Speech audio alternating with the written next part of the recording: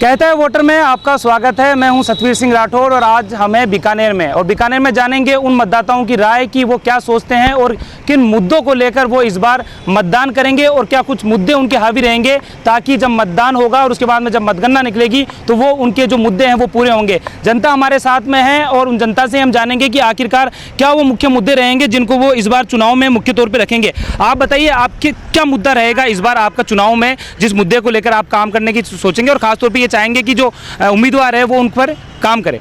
सबसे पहले युवा होने के नाते मैं यही चाहूँगा कि हमारे बेरोजगारी के ऊपर काम किया जाए। देश में बेरोजगारी के ऊपर अभी देश बोल नहीं रहा है, कोई भी बोल नहीं रहा है, सब राष्ट्रवाद के ऊपर तो बोल रहे हैं, लेकिन युवाओं के रोजगार के ऊपर कोई युवाओं को प्रॉपर रोजगार दिया जाए, उनके शिक्षा के बेहतर प्रयास किए जाएँ। युवा होने के नाते मैं ये भी कहूँगा कि खेलों के अंदर हमारी सरकारें कुछ नहीं कर रही है, उसको खेलों के अंदर भी बहुत कुछ प्रयास करने चाहिए, जो अभी हमारे बीकानेर में भी सांसद नहीं कर रहे हैं, उसके ऊपर प्रयास होने चाहिए। बिल्कुल, यहाँ पर जो राष्ट्रवाद है वो मुद्दा भी काफ़ी हावी रहेगा और इसके साथ जो एजुकेशन के साथ में जो खेल गतिविधियां हैं वो भी यहाँ पर होनी चाहिए, जो मुख्य यहाँ पर मुद्दा मानी जा सकती है। आप किस तरह देखते हैं कि क्या मुद्दा इस बार हावी रहेगा चुनाव में और आप किस तरह सोचते हैं कि ये मुद्दा होना चाहिए ताकि जो पार्टियाँ वो काम कर सकें? मैं तो ये समझती हूँ कि राष्ट्र सुरक्षा सबसे इम्पॉर्टेंट है। खैर अभी उन्होंने कहा था युवा बेरोज़गार तो है ही है, लेकिन राष्ट्रीय सुरक्षा बहुत इम्पॉर्टेंट है, क्योंकि हमारा देश अगर सुरक्षा करेंगे तब हम सब आगे बढ़कर कुछ काम कर सकते हैं। लेकिन एक तरफ मान लिया कि राष्ट्रवाद ठीक है, देश हित भी जरूरी है, लेकिन जो मौजूदा जो परिस्थितियां हैं वो पूरी होनी चाहिए, चाहे स्पोर्ट्स को लेकर मान लें, चाहे जो कमियां जो धरातल पे काम होना चाहिए वो नहीं हो रहा, जैसा कि उन्होंने बताया। हाँ, इस पर मैं समझती हूँ कि पूरा इंफ्रास्ट्रक्चर जो आज भी मोदी सरकार है या हमारा यहाँ का जो एमपी, इन्होंने इवन एयर फ्लाइट के लिए इन्होंने काम किया है, जो लोकल मुद्दा है, क्योंकि ये राष्ट्रीय लेवल का है तो हमें इंफ्रास्ट्रक्चर पे ज़्यादा ध्यान देना पड़ेगा। बिल्कुल, जो हवाई सेवा है वो मुख्य मुद्दा ये बता रहे हैं कि वो यहाँ पर काम हुआ है, लेकिन जो मौजूदा धरातल पे जो काम होना चाहिए वो यहाँ पर नहीं हुआ है। शिक्षा की बात कर लें, चाहे और किसी की बात कर लें, किसान भी परेशान तो व्यापारी परेशान। आप किस तरह देखते हैं, क्योंकि मुद्दे काफ़ी हैं लेकिन काम नहीं हो पा रहा, आप किस मुद्दा मानती हो कि इस चुनाव में जो हावी रहेगा मुद्दा? सबसे पहले तो जो हमारे यहाँ पर सिटिंग एमपी है, मैं उनसे ये पूछना चाहती हूँ कि जो हमारे वो 10 साल से यहाँ पर एमपी है, उन्होंने जो यहाँ की जो मुख्य समस्या है रेलवे फाटक की, उसको उन्होंने सॉल्व नहीं करवाया, क्योंकि वो बार बार हर चुनाव में ये कहा मैं रेलवे फाटक का समाधान करवाऊंगा, जिससे कि हमारी जो बीकानेर की जनता है उसको दिन में 15 से 20 बार उससे समस्या से रूबरू होना पड़ता है। और आज हमारा जो युवा है वो बेरोजगार घूम रहा है, हमारी महिलाएं हैं वो असुरक्षित हैं। यदि आप महिलाओं की सुरक्षा के नाम पे वोट मांगते हो और उसके बाद आप महिलाओं को सुरक्षित नहीं कर सकते हो, तो मैं मानती हूँ कि मोदी जी को वोट मांगने का कोई अधिकार नहीं है। और जो हमारे यहाँ के सिटिंग एमपी हैं, उन्होंने ये कहा था कि जो हम बीकानेर को एक एजुकेशनल हब बनाएंगे और इंडस्ट्रियल है वहाँ की, जो हमारा आज उनका व्यवसाय है वो आज मुद्दे पूरे कौन करेगा फिर बाद में? आप किस तरह देखते हैं, कौन सा प्रत्याशी जो मुद्दे पूरा करता है, कौन सी पार्टी करेगी फिर हमें इस तरीके से, क्योंकि दोनों ही पार्टियां हैं, जिस तरह से युवा बता रहे हैं कि काम नहीं हो रहा है? नहीं, आप ये देखिएगा जी कि अभी हमारी राजस्थान में जो कांग्रेस की सरकार बने हुए 3 महीने हुए हैं, उसमें हमारी जो राहुल गांधी जी ने जो घोषणाएं की थी कि हम किसानों का 10 दिन के अंदर अंदर 2 लाख तक का कर्जा माफ करेंगे, वो घोषणा उन्होंने पूरी की। उन्होंने कहा था कि हम बेरोजगारों को रोजगार भत्ता देंगे। जो घोषणा है वो ये कह रहे हैं कि पूरी हुई है, लेकिन अगर जनता की बात करें तो जनता यही कह रही है कि घोषणा और वादे केवल वादे रहे, खोखले रहे। आप बताइए, आप युवा हैं, क्या चाहते हैं, क्या मुद्दा रहेगा आपका कि आप चाहोगे कि मैं चुनाव जब आप देने जाओगे, मतदान करने जाओगे तो ये मुद्दा आपका हावी रहेगा कि ये काम होना चाहिए? सबसे पहले कि एक तो गर्ल्स हैं, जो गर्ल्स को हर फील्ड में ना पीछे रखा जाता है, ये चाहती हूँ कि गर्ल्स को ना एम्प्लॉयमेंट में सबसे आगे लेकर आए। दूसरी बात वही है कि एम्प्लॉयमेंट मिलना चाहिए। और जो राहुल गांधी ने कहा था कि हाँ भाई उनको 10 दिनों में कर्जा माफ़ किया जाएगा, ऐसा कुछ नहीं हुआ है, ऐसा कोई गवर्नमेंट नहीं की। अभी जो उन्होंने एक इम्प्लीमेंटेशन लेके आए न्याय वाली, जिसमें 72,000 रुपीज़ दे रहे हैं, जो कि मतलब बिल्कुल बेकार स्कीम है। ऐसा करके क्या है, हम खुद ही है ना लोगों को बेरोजगार बना रहे हैं, वो खुद काम नहीं करना चाहेंगे। आप ऐसी स्कीम्स लेके आ रहे हो तो इसका क्या बेनिफिट है? हम और भी जानना चाहेंगे, हमारे पे युवा जुड़े हुए हैं। आप किस तरह देखते हैं चुनाव में क्या मुद्दा खास रहेगा? पार्टियां भी बातें करती है, आपका क्या मुद्दा रहेगा इस बार? देखिए, मैं तो ये कहना चाहती हूँ कि कोई भी चाहे सरकार बने, पर कम से कम जो वादे किए हैं उन्हें पूरा करें। जैसे कि हमारे मुख्यमंत्री जी ने एक घोषणा करी थी कि हम गर्ल्स की एजुकेशन फ्री कर देंगे, उसके बारे में वो कोई डिस्कशन नहीं कर रहे, जबकि सरकार बने हुए कई महीने हो गए हैं। और मोदी जी ने कहा था कि हम महंगाई कम करेंगे। महंगाई कम होना दूर की बात, फॉर्म था ICR नेट का 250 रुपये फ़ीस थी। एट प्रेजेंट मैंने उसको खोल के देखा 1700 फ़ीस है। ये महंगाई कम हुई है हमारी 250 से 1700। तो मतलब जो महंगाई की जो बातें कर रहे हैं कि महंगाई कम हुई है, वो हुई है? ये कम हुई है। ये 5 गुना से भी ज़्यादा जो महंगाई बढ़ाई गई है ये मोदी सरकार का था। और गर्ल्स एजुकेशन फ्री करेंगे, 1.5 लाख फीस 1 साल की लग रही है, गर्ल्स एजुकेशन ये फ्री हुई है। तो कोई भी सरकार कर नहीं रही है। वादा अगर आप कर रहे हैं तो उसे प्लीज़ पूरा करें, चाहे कोई भी सरकार बने। हमारा ये रहेगा। तो ये सोच रहे हैं कि जो वादा आप करते हो वो वादे पूरे होने चाहिए, अगर कागज पे कोई साइन होते हैं तो उन पे क्रियान्विति होनी चाहिए, ताकि जो फायदा है वो आम जनता तक और आम युवा तक पहुंच सके। आप किस तरह देखते हैं, क्या खास मुद्दा रहेगा आपका इस चुनाव के अंदर, और क्या कुछ सोच रख के आप करेंगे? मैं तो यही मानती हूँ कि जो भी सरकार आए वो अपने वादे पूरे करे। लेकिन ये अगर महंगाई का मुद्दा है, जैसे घरेलू गैस है, तो कांग्रेस सरकार में 350 गैस थी, अब 950 दे रहा है। तो ये कहाँ की महंगाई हुई, कहाँ का सस्ती वाड़ा हुआ? कुछ भी नहीं हुआ। ये सब बोलते हैं। अब अटल सेवा केंद्र की योजना का भी देख लेते हैं कि इसमें वृद्धजनों को पेंशन दी जा रही है। 4-4 महीना से लोगों को पेंशन नहीं मिल रही है। मैं खुद परित्यक्ता हूँ और मुझे 3 साल से ना तो कोई पेंशन है, ना कोई परित्यक्ता का भत्ता है, और ना ही कोई बच्चों की पालनहार योजना है। तो मैं कैसे मान लूँ कि मोदी जी वो हवा दे रहे हैं? तो मतलब वादे होते हैं, काम नहीं हो रहा? बिल्कुल भी नहीं हो तो रहा। आपका मुख्य मुद्दा क्या रहेगा इस चुनाव के अंदर? आप क्या सोचेंगे, महंगाई या महंगाई भी कम हो, भ्रष्टाचार भी कम हो, लेकिन जो भी सरकार करती है वादे वो पूरे होने चाहिए। बिल्कुल, यहाँ पर जो सरकार जो वादे करती है वो वादे पूरे होने चाहिए। धरातल पर अगर काम होगा तो उसके बाद में ये जो जनता है ये काफ़ी सोच कर मतदान करने जाती है, वोट करने जाती है, और अगर वो वोट जब करती है तो यही उनकी उम्मीद रहती है कि उनका जो भविष्य है, उनके बच्चों का जो भविष्य है वो उज्जवल रहे। हम और बात करते हैं। आप बताइए, आप क्या कुछ सोचते हैं कि चुनाव के अंदर मुख्य मुद्दा रहेगा, राष्ट्रवाद रहेगा, देश हित का रहेगा, बेरोजगारी रहेगी, या क्या आपकी सोच है? जब से मोदी जी आए हैं सरकार में, तब से मुद्दे सारे गौण हो चुके हैं। लोकतंत्र है, लोगों को हिस्सा लेना चाहिए लोकतंत्र का। समय आएगा और मुद्दे बिल्कुल जैसे यथास्थिति में थे उससे कहीं गंभीर ज़्यादा, रोजगार को लेकर ले लो, चाहे आतंकवाद को लेकर ले लो, चाहे दूसरे देशों का सहयोग का ले लो, चाहे बीकानेर की शहर की जो आम समस्या है वो यथास्थिति में पड़ी है। और जब मुद्दे हैं, मुद्दे बता रहे हैं कि मुद्दे पूरी तरह से गौण है, क्या लगता है? नहीं, हम जब से ये सरकार आई है कांग्रेस के, इन्होंने तो 1, 2, 3, 4, 10 तक बहुत सारा कुछ कर देंगे। आज तक कुछ भी नहीं हुआ। इनका कर्ज माफ़ करना था, कुछ भी नहीं किया। जब कागजी कार्रवाई किया और लोगों को कोई भी किसी भी तरह से उनको फ़ायदा नहीं किया है। लेकिन जो आज हम अब लोकसभा का चुनाव में देख रहे हैं तो हम राष्ट्रवाद को देखते हैं। हमारा देश कैसा होगा, क्योंकि ये सब जो समस्या बता रहे हैं ये विधायक भी कर सकते हैं, पार्षद भी कर सकते हैं, छोटी छोटी बातें। ये तो सांसद के ऊपर भी बनता है। सांसद भी बनते हैं, और सांसद ने भी बहुत कुछ किया है। जैसा एक बहन जी ने कहा कि भाई हमें, ये भाई साहब ने कहा कि यहाँ पर हमारे एमपी रहते ही नहीं।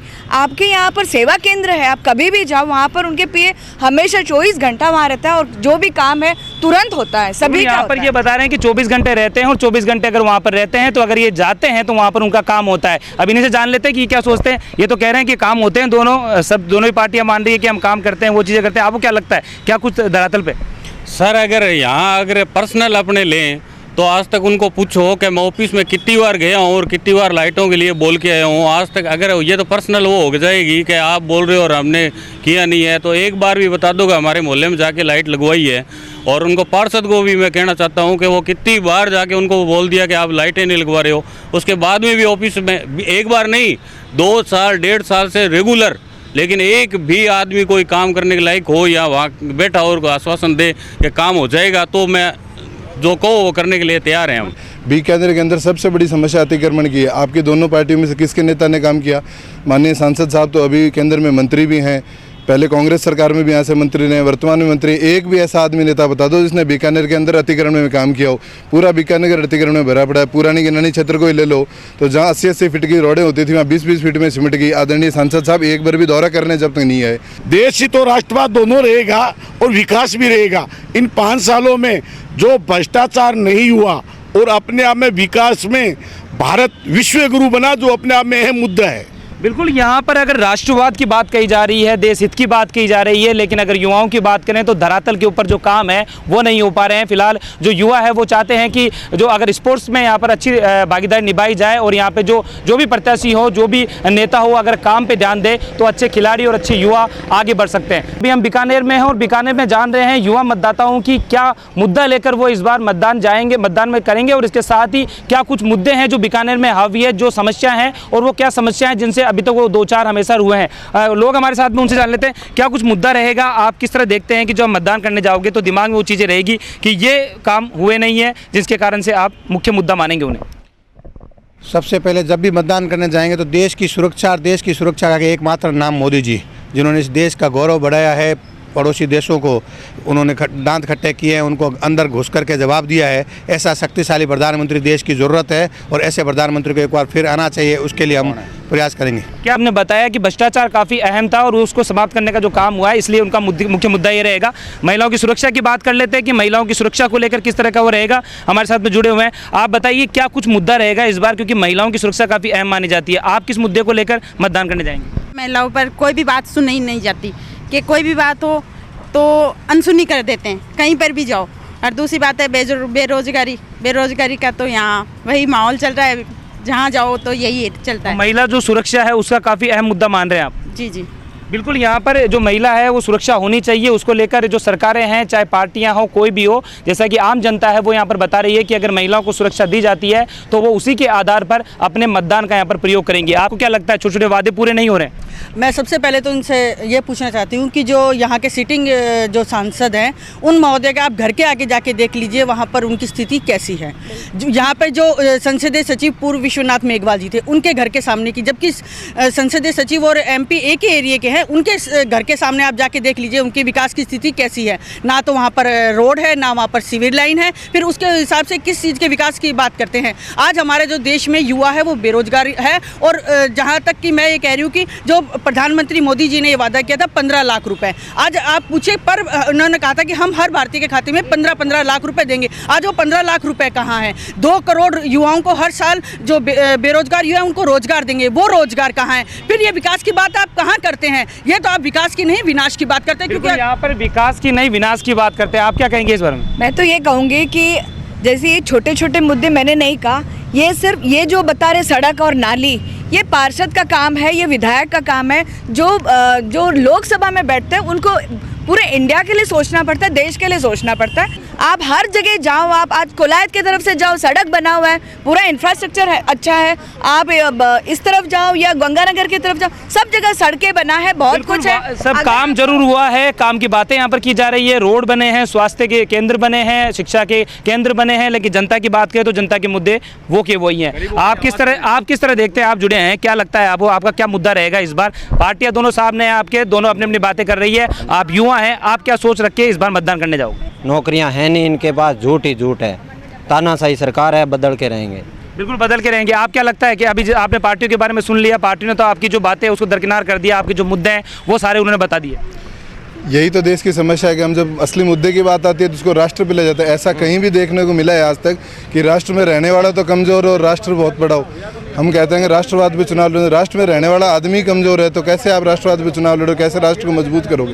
राष्ट्र मजबूत तभी होगा जब पहले राष्ट्र के अंदर रहने वाला हर आदमी मजबूत हो, उसकी मिनिमम शिक्षा हो, उसका रोजगार की गारंटी हो, किसानों को उनकी फसलों का उचित मूल्य मिला जाए। हिंदुस्तान के अंदर एक बहुत बड़ी भिखारीपन चल गया है, हम इतना फ्री देंगे, हम इतना फ्री देंगे। फ्री के अंदर हर आदमी हिंदुस्तान का मर रहा है, दोनों पार्टियाँ फ्री में कह रही है। कोई ये नहीं कह रही कि हम हिंदुस्तान के आदमी को इतना सक्षम करेंगे कि उसको किसी के आगे हाथ नहीं फैलाना पड़े। मैं मतदान करने ये सोच करके जाऊंगा, मुझे मेरे भारत को सक्षम और समर्थ बनाना है, क्योंकि भविष्य मेरे हाथ में है। इसके भविष्य के लिए मैं केवल मोदी सरकार चुनना चाहता हूँ। बिल्कुल, भविष्य इनके साथ में है, पास में है, और साथ ही चाहते हैं कि जो बच्चों का जो भविष्य है वो सुधरे, और उसको लेकर जो इनके मुख्य मुद्दे हैं वो इनको देश हित को लेकर ही बताते हैं। आप बताइए आपका क्या मुद्दा रहेगा इस चुनाव को लेकर? इन्होंने जो योजनाएं बनाई थी कि पेंशन योजना, आज तक सारी औरतें रोती फिर रही हैं।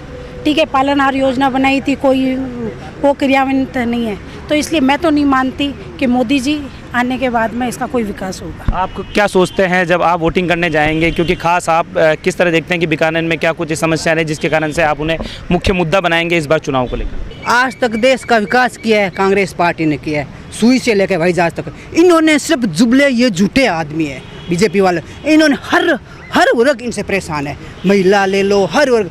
हम हॉस्टल जाते हैं तो वहाँ दवाई नहीं मिलती है। महिला जो ये सब बता रहे पेंशन के बारे में, वो हर तरह से मतलब परेशान। अगर दोबारा मोदी, पहली बात तो आएगा ही नहीं, आया वापस चुनाव नहीं होंगे, मैं आप कहती हूँ। अभी जो सिद्धि कुमारी जी जीते हैं, ठीक है, अपने ब्लैकबेरी शोरूम से आगे की जो जितनी रोड है 3 साल से मैं देख रही हूँ इतने बड़े बड़े गड्ढे पड़ रखे हैं कि अगर स्कूटी लेके एक बार जाएं, 2 बार जाएं और तीसरी बार जाएं ना तो स्कूटी खराब हो जाती है। मैं व्यास कॉलोनी की हालत बता रही हूँ कि पानी नहीं आता है वहाँ पे, हर 2 दिन से टैंकर डलवाते हैं, ठीक है, 500 रुपये टैंकर वाला लेता है। ये भ्रष्टाचारी हुआ ना। ये नरेंद्र मोदी जी ने जो विकास किया है, जिसके अंदर वर्ल्ड की सबसे बड़ी हेल्थ स्कीम लागू की गई है, ये पुराणों के अंदर भी कहा गया है कि जो पहला सुख निरोगी का है उस संबंध में बहुत बड़ा काम किया है। और जो सड़क के मामले के अंदर जो कॉरिडोर बनने जा रहा है, इसके अंदर अभी जो हिंदुस्तान के अंदर 250 किलोमीटर पर डे जो ट्रांसपोर्टेशन हो रहा है और वर्ल्ड के अंदर 750 किलोमीटर पर डे उसकी ट्रांसपोर्टेशन की क्षमता है। ये जो रोडें बन जाएगी तो यहाँ पर हिंदुस्तान भी विदेशों के बराबरी करने लगेगा। आपको क्या लगता है, क्योंकि पार्टियां चल रही है, वादे भी चल रहे हैं, आप क्या सोचते हैं? आपके सामने इतनी बातें हो चुकी है, अब इसमें बोलना तो रह नहीं गया, क्योंकि मोदी जी जो कोई भी सरकार आए हम तो चाहते हैं विकास हो। सब देखिए मोदी जी के भाई साहब जिस हिसाब से कह रहे हैं विकास विकास विकास, 5 साल कांग्रेस ने 60 साल में क्या किया? कांग्रेस ने 60 साल में वो किया है जो आपके मोदी जी ने 5 साल में नहीं करके दिखाया। और उसका रीज़न ये रहा कि जो आज आप ये बोल रहे हो कि 5 साल में हमने क्या किया, अरे 60 साल में हमने वो करके दिखाया जो आपने 5 साल में नहीं करके दिखाया। आज आम गृहिणी को देखो, जो सिलेंडर 450 का मिला था वो आज 900 रुपये से चला गया। जो आप ये कह रहे थे कि हम चुनाव के अंदर पेट्रोल को 42 रुपये लेकर आएंगे, आज वो 90 रुपये पार हो रहा है। दूसरे में आप कह रहे हो कि हम सरकार के अंदर ये करेंगे। कहाँ है आपका विकास? हमें बताओ तो सही, आम जनता की धरातल के ऊपर आप आकर तो देखो। आप अगर इतने विकासशील बात करते हो देश के, तो आप अपने सांसद का विरोध क्यों कर रहे हो? बिल्कुल विरोध है यहाँ पर। आपको क्या लगता है, साफ तौर पे बात हुई है? नहीं, आपकी बात से मैं बिल्कुल सहमत हूँ। और अभी बहुत सारे लोग जो कह रहे हैं सांसद ने हवाई सेवा बीकानेर में चालू की है, सबकी जानकारी बताओ कि केंद्र सरकार के प्रोजेक्ट उड़ान करके कार्यक्रम था, उसके तहत हुआ है।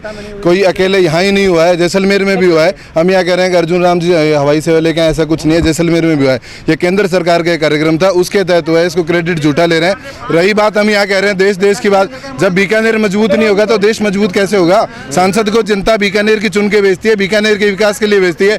उसको वोट दे के हम सिर्फ ये कहते हैं कि नहीं आप तो जाओ देश संभालो, तो यहाँ कौन संभालेगा? फिलहाल सड़क और पानी को लेकर किसानों की जो समस्याएं हैं वो भी काफ़ी आम है। और जिस तरीके से जो महिलाएं हमारे साथ में जुड़ी थी और ख़ासतौर पे जो युवा वर्ग और जो लड़कियां हमारे साथ में जुड़ी थी, उनका भी मानना है कि महिलाओं की जो सुरक्षा है वो भी काफ़ी अहम रहनी चाहिए। क्योंकि महिलाओं की अगर सुरक्षा यहाँ पर होती है तो एक सशक्त और एक अच्छा जो प्रदेश है और देश है उसका विकास यहाँ पर होगा। फिलहाल वोटर कहता में इतना ही। मुझे दीजिए आप इजाज़त।